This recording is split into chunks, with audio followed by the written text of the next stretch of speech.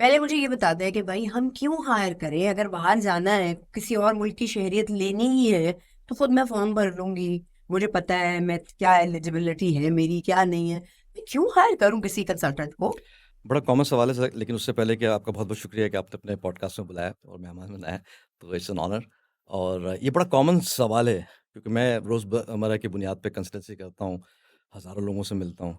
तो ये बहुत मतलब हमारे पास आकर भी सवाल करते हैं अच्छा। कि मैं कंसल्टेंसी क्यों लूँ? या मैं आपको क्यों हायर करूँ? देखिए हमें क्यों हायर करें वो तो मैं अभी बाद में जवाब दूँगा, लेकिन कंसल्टेंसी लेना, ये एक तो बाय चॉइस है आपकी। ठीक है ना? ये ज़रूरी नहीं है और मैं बहुत-बहुत वाइडली स्पोकन है ये बात और मैं बहुत जगहों पे ये कहता हूँ कि किसी कंसल्टेंट को लेना वो ज़रूरी नहीं है। It's not a mandatory.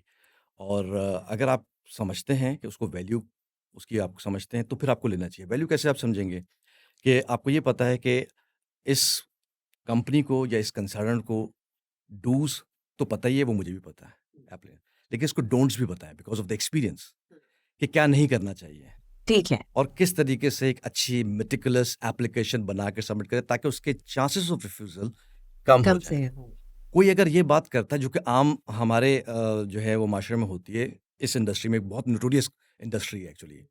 तो उसमें ये होता है कि ना लोग एजेंट्स का नाम भर देते हैं, ठीक है ना? क्वालिफाइड कंसल्टेंट्स पाकिस्तान में हैं भी बहुत ज़्यादा कम और तरतीब ये होती है कि वो ये समझते हैं कि ना ये यहाँ आ गए हैं, ये आपको 100% वीज़ा दिलाएगा।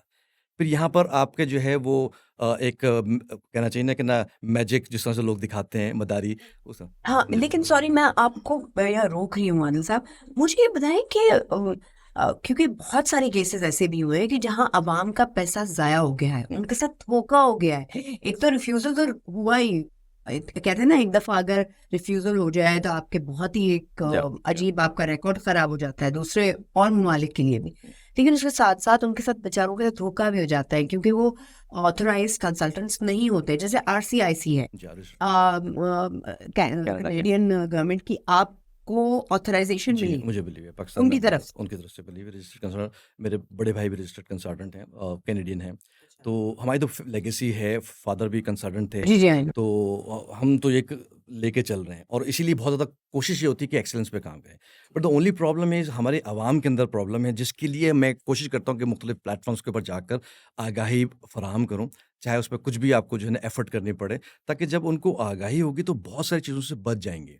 और उसमें सबसे इम्पोर्टेंट ये है कि आपको रजिस्टर्ड कंसल्टेंट अभी तक अवाम को नहीं पता। हमने कितनी कोशिश की, कितने प्लेटफ़ॉर्म से किए। आप चले जाएँ, मैं नाम लिए बगैर आपको बता सकता हूँ कि ना इस्लामाबाद से लेकर कराची तक आ जाएँ, बेइंतहा से ज़्यादा अनऑथराइज़्ड, नॉन रजिस्टर्ड कंसल्टेंट्स हैं, कनाडा के ख़ास तौर पे। आदिल साहब, आप एक गूगल पे कुछ सर्च तो डालिए। इतने सारे अब मार्केटिंग सेल्स है, सारी सेल्स हैं, सारे सारे नाम फेसबुक पे ऊपर एड्स हैं, आते हैं। हाँ। उसके नीचे आप देखें कितने वो होते हैं। किसी एक शख्स को ये ज़हमत नहीं होती कि उसकी ड्यू डिलिजेंस कर लें।